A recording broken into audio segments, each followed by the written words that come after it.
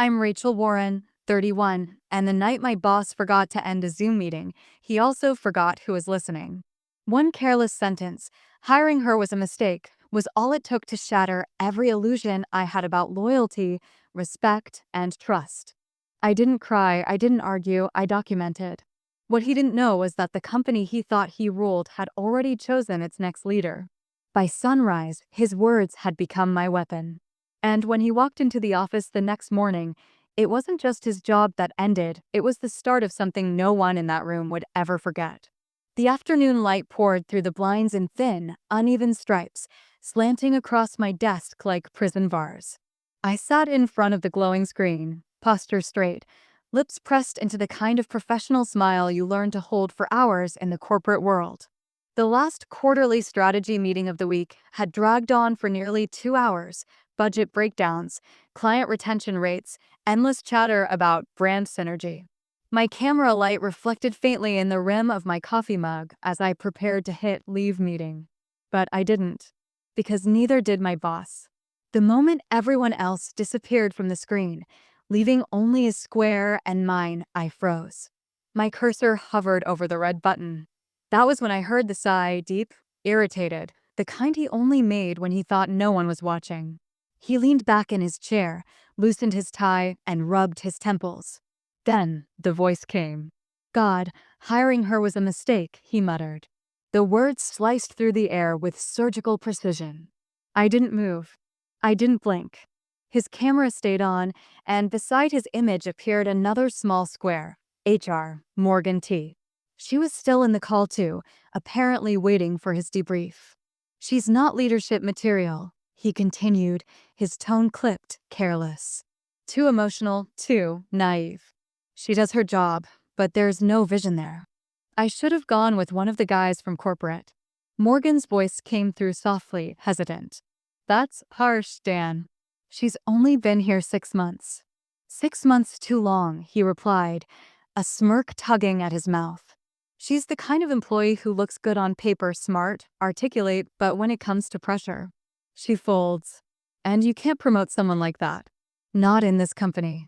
I muted my mic long before he began speaking, but my heart thundered in my chest so loudly I swore the microphone could have picked it up. I wanted to close the laptop, to shut it down and pretend I hadn't heard. But instead, I reached for my phone. My thumb tapped record.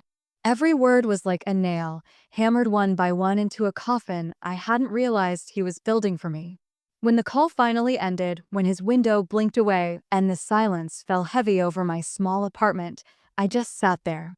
My reflection stared back at me through the black screen. I wasn't crying. I wasn't even angry yet. I was calculating. That night, I didn't pour wine or call a friend. I opened my folders, presentations, reports, project analytics. Every file was a piece of proof. Efficiency reports, campaign turnarounds, emails where he took credit for my work. I compiled everything neatly, methodically, as if I were preparing a case. The city outside buzzed faintly, headlights tracing gold lines across my blinds. It was close to midnight when my phone rang. The number flashing on the screen wasn't familiar, but the voice was. "Rachel, this is Evelyn Pierce from corporate." My stomach tightened. Evelyn was the senior executive director, 3 levels above my boss. "I hope I'm not catching you too late," she said, her tone calm but measured. "We've been reviewing regional performance data, and your name has come up repeatedly. Impressive numbers, by the way. Your work on the Lockwell account turned a lot of heads." I hesitated. "Thank you, ma'am." "There's a reason I'm calling tonight," she continued. "We've been watching your department for a while, and it's clear your leadership has been carrying it. We're restructuring next quarter, and we'd like you to lead the regional division." My fingers tightened around the phone. "You're promoting me?" "Yes," she said simply. "But this is confidential until the paperwork clears. Not even your manager knows yet." "Understood." I glanced toward my darkened screen. "Understood." When the call ended, I sat there, staring into the dim room, the weight of it pressing into me. The irony was sharp enough to taste. The man who thought I couldn't lead had just handed me the proof that I could by his own downfall. The next morning, I arrived before sunrise. The office was quiet, the kind of quiet that feels sacred, like the world hadn't yet realized it was awake. The hall smelled faintly of burnt coffee and paper toner. I walked past the framed photos of past award winners, men in suits, polished smiles, and stopped outside the glass conference room. The plaque on the door had already been changed. Regional Director, Rachel Warren. The name shimmered faintly under the soft lights, and for a moment, I just let the sight settle in my chest. Then I pushed the door open. The chair at the head of the table sat empty, waiting. I placed my bag down, straightened my blazer, and took my seat. It felt strange, surreal almost, to be in the same room where I'd once sat silent at the far end, watching others talk over me. Now, the entire view was different from this angle. The city stretched beyond the glass like a reward. Minutes later, footsteps echoed in the hallway, heavy, confident, the sound of someone who'd never had to question their authority. Dan. He entered mid-conversation with Morgan from HR, his voice casual, dismissive. We'll need to talk about the staff review schedule. He stopped.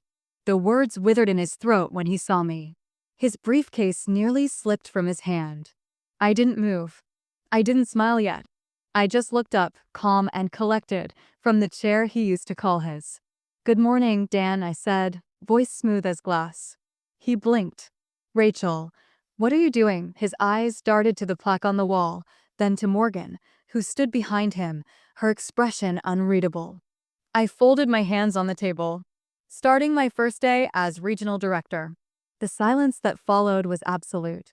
The hum of the ceiling vent was the only sound between us. Morgan stepped forward, papers in hand. Dan, she said softly, almost kindly. Corporate made some adjustments to leadership overnight. You'll find everything explained here.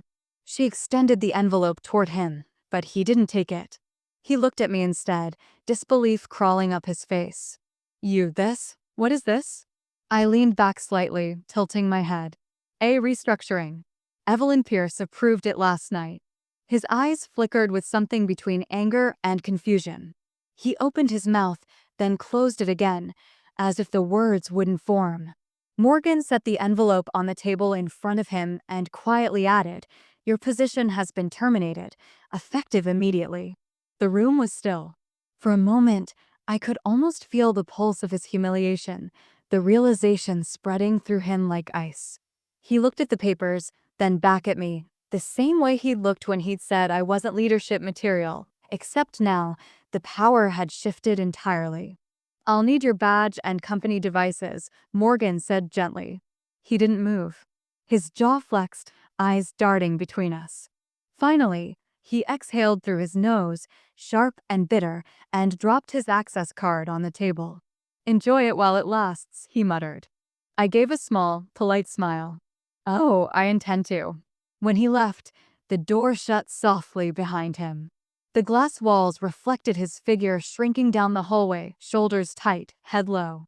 I watched until he vanished, until the silence became something else, something triumphant, electric. Morgan lingered for a moment.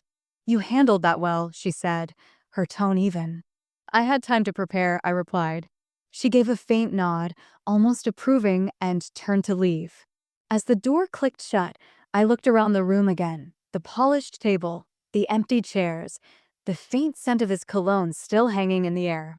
It felt like stepping into a version of my life that had always been waiting, hidden beneath the one he'd tried to keep me in. Outside the windows, the city glittered under the rising sun. The day had just begun, and yet, in a way, everything that mattered had already happened. I opened my laptop, the same one that had captured his words, and pulled up a new document.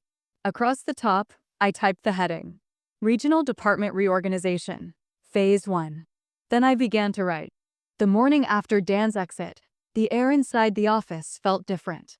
It was quieter, but not in a peaceful way, more like the calm after a storm, when everyone waits to see what's been destroyed. People stared a second too long when I passed, smiles stretched thin, curious. News travels fast in corporate hallways, faster when the story feels like scandal. I walked through the floor with steady steps, heels echoing against the polished tile. The nameplate outside my glass office door gleamed in the light, Rachel Warren, Regional Director. The sight still felt unreal, but I didn't have the luxury to pause and enjoy it. There were eyes everywhere. The first meeting of the day was already on my calendar: regional performance sync, executive oversight. That was corporate's polite way of saying prove you belong here. When I entered the boardroom, Evelyn Pierce was already waiting. She was dressed in a slate gray suit, her expression as calm as still water. Around her sat three department heads, men who'd worked under Dan for years and didn't bother to hide their discomfort at seeing me at the head of the table. "Rachel," Evelyn greeted, gesturing toward the seat beside her. "Glad you could join us. I trust your transition's been smooth." "Productive," I answered, sitting down. "There's plenty that needs rebuilding." One of the men, a senior account manager named Paul, gave a short laugh. "Rebuilding? That's a strong word. Dan had the department running fine." Evelyn turned her gaze on him, quiet but cutting. "Fine doesn't make profits, Paul." Then she looked at me. "Continue." I opened my laptop and projected the new proposal I'd drafted the night before. The numbers spoke for themselves: performance inconsistencies, missed projections, overlooked opportunities. Every flaw that had been buried under Dan's charm now stood in plain view. "The team's been working under outdated structures," I explained. "The focus has been on appearance, not performance. If we pivot toward a data-driven approach, we'll see growth in 3 months." Paul's jaw tightened. Another manager, Luis, leaned forward. "You're suggesting we cut Dan's strategies completely?" "I'm suggesting we stop pretending they worked." Silence filled the room. Evelyn hid a small smile behind her pen. By the time the meeting ended, the tension was thick enough to touch. As the others left, Evelyn lingered. She didn't say much, just studied me for a moment before speaking. "You handled that well," she said quietly. "Keep your guard up. Some of them won't take the change kindly." "I noticed," I replied. She nodded once.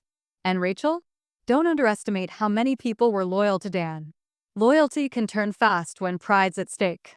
When she left, I sat back in the chair and let her warning sink in. She was right. The looks I'd been getting all morning weren't curiosity, they were calculation. People wondering if they should align with me or wait for me to fail. By noon, I'd already heard the first whispers. Conversations that cut off when I entered. Slack messages that went silent. Even a few cautious smiles that felt more like tests than greetings. The only one who didn't act strange was Morgan from HR. She stopped by my office around lunch, holding a small folder. "Just dropping this off," she said. "Dan's exit documentation. Thought you might want to review it." I took the file, flipping it open. His final performance notes, termination form, and at the back, a brief email chain between him and an executive from another region. It was timestamped 2 weeks before his firing. I frowned. He was trying to move departments? Morgan nodded. "Looks that way. Corporate blocked it after your promotion came through." He'd already been trying to transfer before the restructuring. So he knew things were shifting. Or thought he could outrun them. She paused, then added, "Just be careful. He's not the type to leave quietly." After she left, I stared at the email again. Dan's message was short, almost cryptic. "Things here are unstable. Considering a change. Might need leverage soon." Leverage. The word stuck. I didn't like it. The rest of the afternoon moved fast. Meetings, calls, strategy reviews, everyone testing my authority in small ways. I expected it, but what I didn't expect was the quiet text that arrived around 5:47 p.m. No name, no signature. Just a message that made my stomach tighten. "Enjoy the chair while you can. You don't know half of what's coming." I stared at the screen. The number was unknown, but the tone, condescending, cold, felt familiar. I didn't reply. I just took a screenshot and sent it to myself. By evening, the office was nearly empty. I stayed behind, the city lights spilling across the glass walls as I reviewed old project data. The building's quiet hum became a kind of background rhythm, steadying my thoughts. Then, a soft knock on the door broke the silence. Luis stood in the doorway. "Got a minute?" I motioned him in. He closed the door and took the chair opposite mine, leaning forward with his elbows on his knees. "Look," he began, "I know there's tension right now. Dan, he had friends here. You stepping in that fast, it caught people off guard. I didn't plan the timing, I said evenly. Corporate made the call.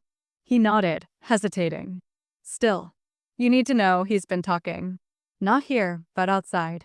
He's saying the company used him as a scapegoat, that he's got proof he was set up. He's blaming you. I leaned back, expression unreadable. And you believe him? Luis shook his head. I don't believe anyone yet. But if he's stirring things, you'll want to be ready. He has contacts, investors, clients. If he starts pulling strings, it won't stay quiet. When he left, I sat still, watching the city flicker below. Every success came with a shadow, and Dan's was already spreading. The text, the whispers, the unease, they weren't coincidences. The next morning, when I arrived at the office, there was a note slipped under my door. Plain paper, black ink. Check the Lockwell files. Not everything in your victory is yours. The Lockwell account. The same one that earned me this promotion. I opened the shared drive immediately, scrolling through documents, tracking file history, checking timestamps. And there it was, a hidden folder buried under layers of mislabeled reports. Inside, dozens of correspondence threads. Old proposals. Contracts I didn't recognize. And one document marked private, DH. I clicked it open. It was an internal memo addressed to the CFO written by Dan. In it, he'd taken partial credit for my project, but more than that, he'd mentioned discrepancies in the company's budget numbers. Payments to external consultants that didn't exist. I scrolled faster, pulse rising. The deeper I went, the clearer it became. Dan had been covering something. Falsified expenses, fake vendors, money moving through accounts that didn't line up. And now I was sitting in his chair. I looked at the time, 7:22 a.m. I called Morgan immediately. Morgan, I need you to come to my office, I said, voice low. And bring your access authorization. She arrived within minutes, still holding her coffee, expression puzzled. What's going on? I turned the screen toward her. She read silently for a few seconds, her eyebrows drawing together. These aren't small, she murmured. If this is real, it's a corporate-level problem. It's real, I said. He left it buried. Probably figured no one would ever find it. Morgan straightened, the calm slipping from her face. We need to escalate this to Evelyn. I will, I said. But not yet. I want to know exactly how deep this goes before we make it official. She hesitated, then nodded slowly. You're walking a fine line, Rachel. If anyone finds out you're looking through restricted data, they could spin this on you. I know. After she left, I printed every file, locking the copies in my desk. My hands didn't shake, but I could feel the edge of something sharp under my skin, a mixture of anger and anticipation. Dan hadn't just tried to sabotage me. He'd been protecting himself. And now that I'd taken his place, his mess was mine to clean or expose. 2 days after uncovering the hidden files, the office carried a strange quiet. No one spoke openly about Dan, but his name still floated in the air like static, present, invisible, waiting. I barely slept. My thoughts kept circling back to those falsified payments and what they meant. If the transactions reached corporate levels, someone higher than him had been involved. But if I stayed silent, I'd become the face of his cover-up. At 8:30 sharp, Evelyn called. Rachel, my office. Now. Her tone left no room for pause. When I entered, she was standing by the window, phone in hand, eyes fixed on the skyline. On her desk sat a printed file, the same one I'd found. I assume you recognize this, she said, not looking up. Yes. She turned, sharp and direct. Where did you get it? It was buried in the Lockwell folder, I answered. He had expense reports, fake vendor transfers. I didn't alter anything, just pulled the copies.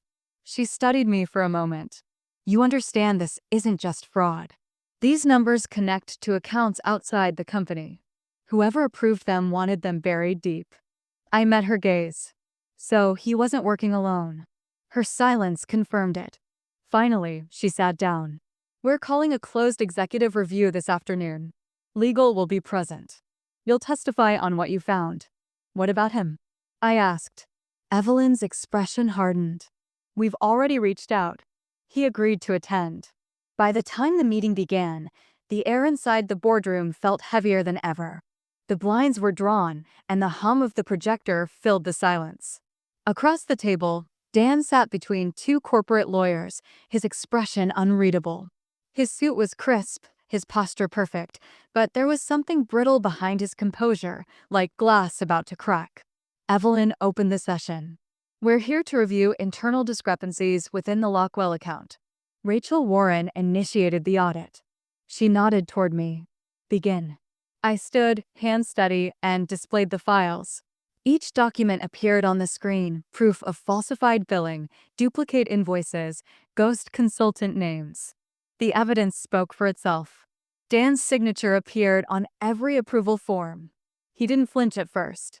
But as the final document loaded, the one linking the false vendor accounts to an outside firm under his brother's name, his jaw tightened. "That's not what it looks like," he said finally. Evelyn's voice stayed calm. "Then explain." He hesitated, eyes flicking toward me. "Corporate gave those orders. I didn't start this. I was told to keep the numbers hidden." "By who?" I asked. He stared at me for a long second. "You think you're smarter than the system, Rachel. But you've only seen the surface." Evelyn knew about those transfers months ago. The room froze. Every head turned toward her. Evelyn didn't blink. "That's a lie." He leaned back, voice lowering. "You approved the Lockwell adjustments yourself. I just executed them. You needed someone expendable." The silence that followed felt endless. I looked at her, searching her face for a reaction. For the first time, I saw uncertainty. I turned back to the files and pulled up the metadata logs, the system trail every document carried. It showed timestamps, user IDs, approval paths. When I scrolled to the last entry, the room exhaled collectively. The authorization code belonged to Evelyn. Her face shifted, the control she always carried breaking for just a second. "Those records were forged," she said quietly. But the legal officer interrupted. "Metadata can't be faked without root access." She didn't answer. Dan leaned forward slightly, almost triumphant. "You wanted a scapegoat. You pushed those files through and told me to clean it up. You thought firing me would erase it. Then why keep the copies?" I asked him. He looked at me, calm now. "Insurance. I knew sooner or later someone like you would stumble across it. I just didn't think you'd be so fast." Evelyn's composure finally slipped. She stood abruptly, voice sharp. "This meeting is over." The legal officer spoke before she could move. "It's not over. The board's been listening in." Her eyes widened. From the small speaker at the corner of the room came a new voice, the CEO himself. "Evelyn Pierce, effective immediately, you are suspended pending investigation. Dan Harris, you will remain under legal review until charges are determined. Rachel Warren, thank you for your transparency." The sound cut out. The silence afterward was absolute. Security entered quietly. Evelyn didn't fight. She simply looked at me once, an expression that wasn't anger, but a kind of resignation, and walked out. Dan followed, eyes down, shoulders straight. When the door closed, the room felt strangely light. The air cleared, the weight lifting in slow motion. Later that evening, as I packed the last of the documents into a sealed folder, Morgan stepped in. "You did it," she said softly. "I didn't plan any of it," I replied. "I just stopped pretending not to see." She smiled faintly. "That's usually how change starts." By the next morning, the news had spread company-wide. Evelyn's suspension, Dan's legal probe, the audit expansion, and at the center of it all me, the employee who'd once been called a mistake. When I entered the office, people didn't avoid eye contact anymore. They stood a little straighter, greeted me without hesitation. The tone had shifted. The hierarchy that once dictated everything had cracked, replaced by something cleaner. I walked into the same conference room where it had all started, the one where Dan had first dismissed me over Zoom. The memory flickered for a second, then vanished. On the table lay a sealed envelope from corporate. Inside was a short note signed by the CEO. "Effective immediately, Rachel Warren is appointed Senior Regional Director, overseeing all division operations." No speech. No applause. Just quiet confirmation that the fight was over. I sat down, the city stretching wide beyond the windows. The reflection in the glass looked calm, older somehow. Not victorious, just certain.